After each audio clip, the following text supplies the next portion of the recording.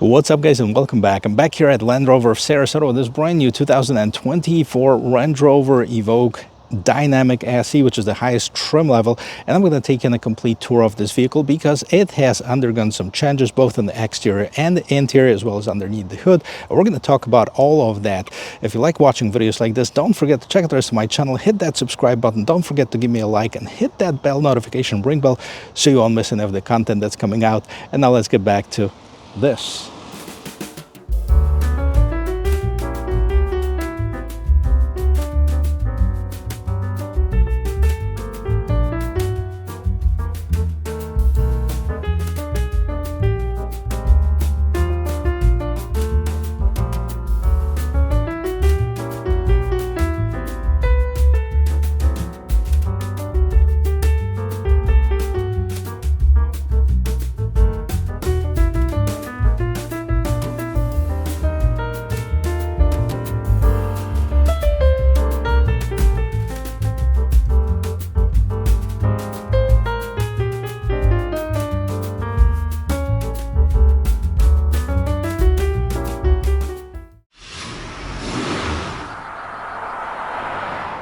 So here it is, guys, but before we get into this particular one in detail, let's talk about the Land Rover and Range Rover, because people, including myself, got confused for a little bit. Now, the Land Rover is the original company. It started back in 1947 with a vehicle that's been produced basically for an off-road use, more of an agricultural, military applications.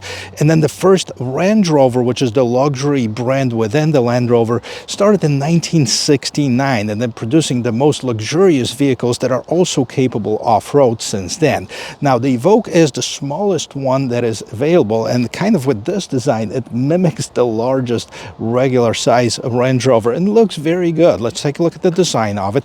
Nice flat hood. It has this trim pieces on both sides that are piano black with this rose gold trims inside of them. I like the lights. The lights have been changed for 2024. They look slightly different in here. The fully LED lights set up on the SE Dynamic trim, and you don't get them on the regular SE, and you have the fully LED daytime running lights in here. And scrolling down here, pretty cool trim. You have this rose gold pieces, if you will, with the piano black, some open space for better aerodynamics, and then you have the fog lights that are right here. The bottom of the vehicle is finished with the piano black, and if you like the color of this particular one, it's also new for 2024. They call it Tribeca Blue. Now, the Range Rover is known as the first vehicle that ever had their name spelled out on front of the hood. You also had the Land Rover logo right inside of the grille. Pretty nice color combination. Some open spaces to help this engine being cooled down. Speaking of which, we'll see what's power up this thing now. For 2024, we only have one engine options, 2-liter 4-cylinder turbocharged engine producing 246 horsepower and 269 foot-pounds of torque. Made it to a 9-speed automatic transmission. All-wheel drive is standard on all of the Evoques, and sadly gone is the 296 horsepower engine we've seen on the previous generation one. Now, the hood is held up nicely by two hood struts, one on each side. You have some sound insulation at the bottom of it, and two hood latches for better safety and security. Here on the side, it mimics the shape of its big sibling.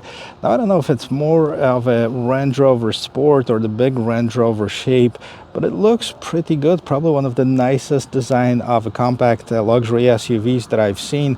Now, let's take a look at the wheel and tire setup. It has the 20-inch wheels, this particular one. Also, the tires are 235 by 50 on 20-inch rim, multi-spoke design. Everything around the wheels is the same color as the rest of the vehicle, and right here on the side you have, so typical to many Range Rover, trim, which is in piano black with this insert that kind of looks like rose gold. Now, everything around the windows is blacked out, but guess what? You have the top that's also the same color, like the rose gold color, and panoramic sunroof. Right here, the mirrors blacked out with a side view camera at the bottom, as well as you have the blind spot assist. And in typical Range Rover fashion, the new Range Rover all basically have those disappearing door handles. So you press the button, you open it, press the button and close it, and as we move around the corner, it reveals some pretty cool features here as well. I love the look of it from the back. If you take a closer look at those taillights, they're all LEDs. They're three-dimensional lights. The turn signals are right inside of them. And then if you scroll down, you also have the reflector lights and the reverse lights. Evoque is on one side, and of course the Range Rover spelled out across the gate. Like the design of the bottom portion of the bumper, you don't have the visible exhaust, but you have places that kind of look like exhaust on each side, those trim pieces. And overall, the back design looks like it's a diffuser slash splitter. Very sporty for a vehicle like this. Now, also on top, you have the third brake light, which is very thin. Underneath this large gate spoiler is where the windshield wiper is, or window wiper is, I should say. And then you have the rear view camera down underneath here. Now let's open it up and let's see if we have any room inside. Here in the back, we'll find over 21 cubic feet of storage, which is pretty good for the vehicle this size. But if you need more room, you can also fold down the seats. As you can see, this is 40-20-40 split on here. You also have the cargo cover. Let's see what's underneath here. Yes, you do have a spare tire for those of you who want that extra peace of mind. It is here, and the seats can be folded down. The cargo tray can be removed. And let's see if we can at least fold one so you can take a look and see if that's enough room for you. Boom. That's how it folds. All right. Well, this is leaning against the driver's seat, but you get the point. This is how much room you'll have with the seats folded down. Now let's jump inside, see if there's room for passengers in the back. And before we get inside, let's take a look at this rear door panel. Now you have this material that's covering this portion here, and I think it's neoprene. It's the same thing that the dive suits are made for. It looks very durable. It's also waterproof, I think. Meridian is the stereo, as it's indicated on this Twitter right here. And in the back here, you have this piano black trim behind the door handle and the window controls. Now a little bit of storage at the bottom of the door. And right here, I can tell you already that I probably won't have much room in here because the front seat is adjusted to my regular sitting position. It is a compact SUV, so maybe with this indent here we should be okay. Now the seats in the front have the seat back pockets, both in driver and passengers. You also have your own vents for the back and the USB Type-C, as well as the 12-volt power adapter right here at the bottom. Now you have a substantial bump here in the floor because it is an all-wheel drive, so the drive shaft goes through that, and the seats are covered with, I believe this is the man-made leather by Land Rover. I don't think it's real, but I couldn't find that on the sticker, so I apologize for that. And right here you have also a foldable armrest with the cup holders. The seats folding 40-20-40, and let me see if I can even fit inside. So as far as the headroom, no problems here, even though this vehicle has the panoramic sunroof, which I'm going to show you that in a minute. Shoulder room is okay too. The knee room, not so good. Let's take a look. Well, this is how it looks. I mean, definitely squashed in here by those seats in the front. I could adjust the seat maybe another inch or so, but still wouldn't give me enough room for the back passenger. So definitely the rear room is not a big thing for this model of the Range Rover. So the panoramic sunroof, now this is a power sunshade, and it's actually two panels. The front panel opens up, the rear panel is solid. We're going to take a look at it once I'm in front. And before we get inside, let's take a listen to the sound of the closing door. And similar to the rear, we have the same neoprene material. We have this piano black with the window mirror lock controls, 3 memory seat settings, speaker, another speaker here at the bottom, and then we have more storage here. Now this vehicle's got the Meridian stereo, the premium stereo, sounds pretty good. Now we have the Range Rover on the door sill, power adjustments for the seats. Now the seats are pretty comfortable. I've driven this vehicle, so they are comfortable, not bad. A little bit on the stiffer side. And as far as the pedal box, you have the gas and the brake pedals with the aluminum finish with the rubber stubs. Now big pedal shifters right here in the back of the steering wheel. But let me get inside. I'll show you the rest of this brand new interior. Here on the interior of this 2024 Range Rover Evoque, we see some changes as well. First of all, this big screen, 11.4-inch curved screen. I love the shape of it. I like the visibility on it. We're going to go through that in just a bit. Let's take a look at the rest of this interior. The vents are going right on top. You have this piano black trim. This is the same material as we've seen on the side of the doors. This is soft plastic, as well as you have the head-up display. Now, steering wheel, nothing too crazy about it, pretty straight up. And the only thing that I don't like about it, I wish they kind of discontinued using this very shiny piano black on all of the buttons here. But let's see what the buttons do. So first of all, right here, you have the media phone voice control. On this side, you also have the controls for the adaptive cruise control as well as the heated steering wheel. And then behind here, as I showed you before, big pedal shifters, Range Rover logo right in front. And then behind that, you have the fully digital instrument cluster. Pretty straightforward. On the right-hand side, you have the tachometer. Left-hand side, you have the speedometer. And in the middle, you can control whatever you want to put in here. So here are the choices. What we have: info panel, display, a layout. Each of them is customizable. And we can go and scroll down to see what else is here. Display layout, trip selection, head-up display, settings, vehicle settings. Let's see what we can actually set up in here. Tire pressure. I like how it's spelled out, like British, right? T-Y-R-E, pressure. TPMS, load settings, auto apply, 4x4 info, show warnings. So you can select all of them, and you can get back out of here. And this is pretty much what you can customize on the inside. And here's your infotainment system. As you can see, nice bright screen, the 11.4-inch screen that's kind of curved. I'm not sure if you can see that, but it's looking pretty good. It's very nice and visible. And let's go through some of these features here, see what we have. So first of all, it's got navigation system. This is the standard equipment on this vehicle, and with technology package at least.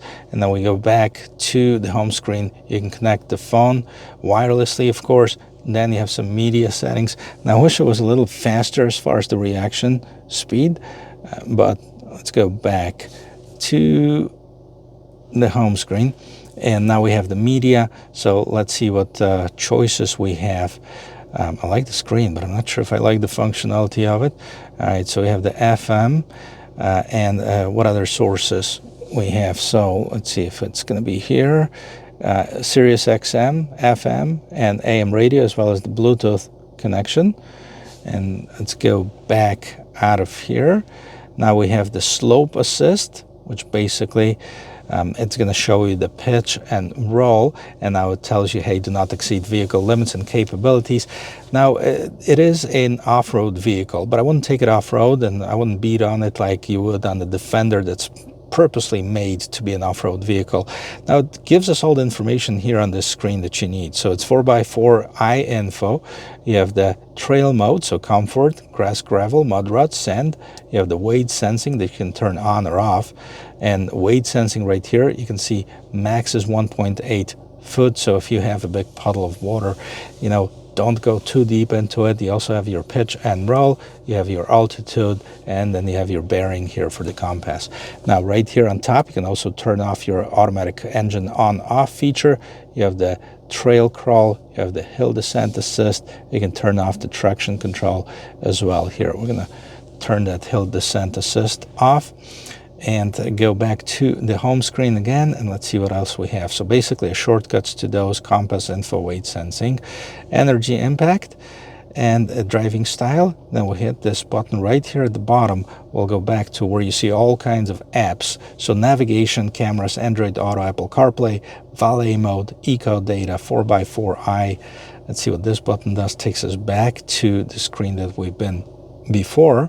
And now we also have other apps. So low traction, lounge, vehicle dimensions, just in case you were wondering. So this vehicle is, now this is all in meters, so 4 meters and 37 centimeters with a wheelbase of 2 meters 68 centimeters. And I believe that you can actually, in settings, check that you're going to be it's going to be displayed in the feet and inches, but if not, that's easy to translate. So here it is, meters, now in feet, 14.5 foot long. You know, as far as the departure and approach angles, they're also there, as well as the breakover angle. So this is a nice feature to have with not looking into the owner's manual. Go back to the apps here. So we have the voice, phone, media, weight sensing, trail modes, driver's assistance. Let's see what we have as far as that. So speed limit warning, new speed limit notification, forward collision warning, lane assistance, which is off right now, and you can customize all of that. So we're not going to do that through here in this video, but it is available for you. And then you go back to the home screen. One thing to check is, of course, the rear view camera. Put it in reverse. Now we have the rear view camera in here. You can also turn it into the 3D, but before we do that, I want to show you something. It's got the active trajectory lines, because you can see on this little screen here that shows you the front and the back of the vehicle as well. And then you have the angles that you can see the vehicle from, or you can see from the vehicle as well. Now 3D, it's going to turn on this screen right here where you can move this vehicle around and zoom in to certain portions if you'd like to. So this is on-road and off-road. It's going to also give you the trail or the hill descent assist, as well as it's going to give you the 4x4 info. So that's it. Put it back in park so we don't roll. And right on the sides, on both the right and left hand sides, you can see you have some shortcuts. So you have your shortcuts for the climate control. So you have your max window defroster, rear window defroster right here. You have your temperature control. Just slide your finger over here and it's going to adjust it, automatically adjusting the fan, of course, and some shortcuts if you want to get to the navigation from here, or media, or home. So navigation, simple as that. Very nice, very user-friendly in my opinion. A little bit with this functionality at first with the reaction time, but nothing that you can't get used to. So right here you have a little bit more storage. You have the USB type C port. Here's your shifter. This is how it looks. Push the button all the way to the top. It puts it in reverse. If you want to go forward, pull it down, park, press the button. Nice wood trim in between, some piano black on the sides and polished aluminum in the middle. Big cup holders, and then right here, pretty large size storage. Inside, another USB type C port. And as we go to the mirror here, you can turn on your digital mirror from here, and then you have your home link system as well as the different settings for this digital mirror. And especially important when you have a vehicle this size. Right now nobody's sitting behind me, but if there were one person sitting behind me, it would basically block the whole view. So definitely a usable feature. And then right here we have the ability to open up the cover for this panoramic sunroof. As I mentioned before, it's got two panels. The front panel here is adjustable, so you can open this up, slide it open. The rear panel is fixed. Some stickers here. This is for your lights, and that's it. One more thing to check. Sun visor here, lit up. Yes, that's it. That's the interior of it. Let's talk about the price and take it for a spin. So I'm all buckled in, ready to go. But before we take it for a spin, let's talk about the pricing for a second. It's expensive. It's Range Rover. $51,000 starting MSRP of the basic S trim. Now the Dynamic SE is going to be $59,205 starting MSRP. The one that I'm sitting in right now, about $61,000. Not too many options added onto it. I'll list everything in the description of this video so you can see what I'm driving. And then you can also go from there, adding some features that you can find on the website. This is fairly nicely loaded. Let's take it for a spin. Let's see how it drives. All of them, by the way, they're going to have the same engine. So no longer is the more powerful 296, I believe, horsepower that was from last year available. But let's see how this handles. All right, we have this stretch of a parking lot in here. Just a little bit of an off-the-line acceleration. Takes a little bit to decide whether it wants to go or not. All right, driving this Range Rover Evoque feels pretty good. It's solid as far as the feel of it. I like the steering feel. It's on the tighter side. It's more of a sportier side. Some of the premium brands tend to loosen it up too much, in my opinion. This one kind of feels like you're in control of the vehicle and turning it. And overall, it's nice and quiet on the inside. It gets a little bit louder, of course, with the acceleration. Now, right now, we're doing about 50. Let's drop it down. That's not bad. definitely something that's bearable. I'm gonna see if I can do like a full 0 to 60, see how far it takes us, how long it accelerates. But overall, I like the suspension of it too. Again, it is not a very soft suspension. It's not an adaptive suspension, by the way, so it doesn't matter which mode you're in, it's kind of gonna feel the same.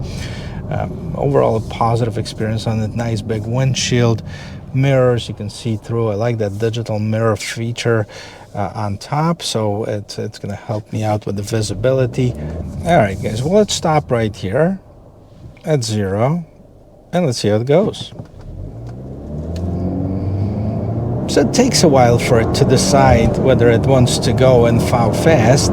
Now we're at 55 and 60 miles per hour, and this is about as far as I can take it on this side road here, but not bad. I like how it handles the corners. And the only thing that I would complain about is the transmission. The transmission doesn't really feel that good for some reason. It feels like it's kind of searching for gears. It cannot decide.